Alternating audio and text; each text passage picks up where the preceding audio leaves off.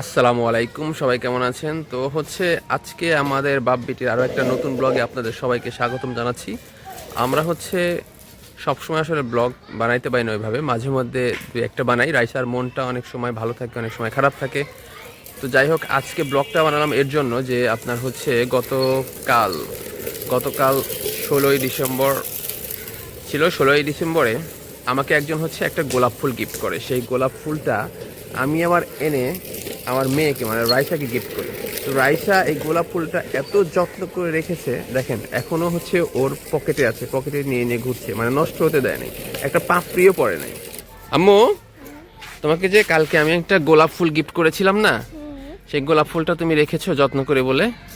হ্যাঁ সত্যি? দেখি গোলাপ ফুলটা কেমন, দেখি কেমন যত্ন করে রেখেছো, আমি তাই দেখবো আজকে। দেখি।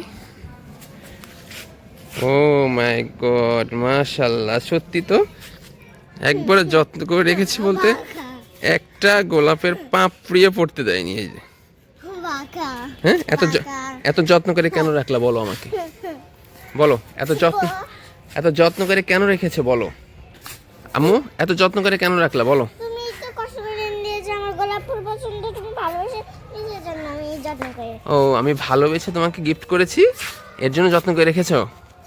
ও, তাহলে কতদিন রাখবো এইভাবে যত্ন করে?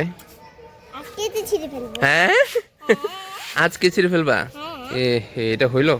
এটা যত্ন করে অনেক দিন রাখবা, বড় হইলেও যেন আমি দেখতে পারি যে আমার মেয়েকে আমি এটা গোলাপ ফুলটা গিফট করেছিলাম। এটা লাগালে হবে না, এটা লাগালে কোনোদিন হয় নাকি? তো আমাদের হচ্ছে বাপ বেটির ছোট্ট একটি ব্লগ আজকের মতো এই পর্যন্তই। সবাই ভালো থাকবেন, আর আমাদের ভিডিওগুলো যদি ভালো লাগে অবশ্যই লাইক, কমেন্ট অ্যান্ড শেয়ার করবেন। আর যারা নতুন আমাদের পেজে, তারা হচ্ছে ফলো করবেন অবশ্যই। Bye bye. আল্লাহ হাফেজ।